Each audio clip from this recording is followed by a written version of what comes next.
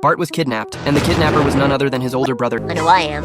I was mad after they tore us apart. Hugo. In fact, Marge had given birth to conjoined twins. Strangely enough, the older brother resembled a demon, and he had bitten his brother so viciously that it left Bart's flesh torn and bloody. One day, I think I'll bottle feed that one. Bart and Lisa sat at the dinner table telling their parents about strange noises they'd been hearing from the attic at night. Homer laughed it off, calling it ridiculous. After breakfast, Homer Seriously though, don't ever go up there. Homer, isn't it about time for the... took a bucket of fish from the fridge and headed up to the attic. This only made Bart and Lisa even more curious about what was in the attic. That night, Bart once again heard what sounded like wild animal cries. The next day, they asked Homer about the secret in the attic. When their parents were away, the two siblings secretly opened the attic entrance.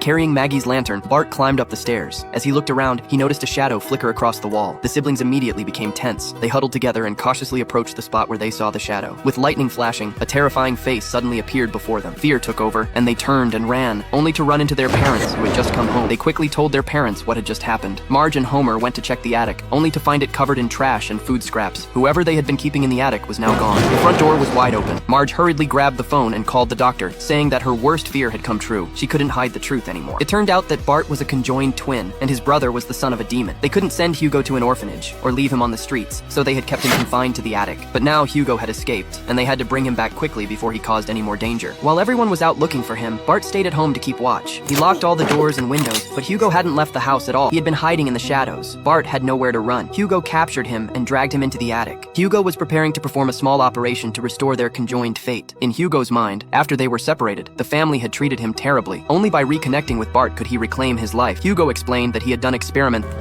Ignoring Bart's desperate cries, Hugo grabbed a needle and thread and was about to begin the operation. At that moment, the doctor arrived, grabbed a picture frame, and tricked Hugo into looking into the mirror. Then the doctor punched him, knocking him out. Homer returned just in time. When Marge rescued Bart, the doctor examined Hugo's body and discovered something surprising. The scar from the conjoined surgery was on the left side, meaning the doctor had made a mistake all those years ago. Bart, not Hugo, was the son of a demon. In the end, the family sat at the dinner table, with Bart locked back in the cage.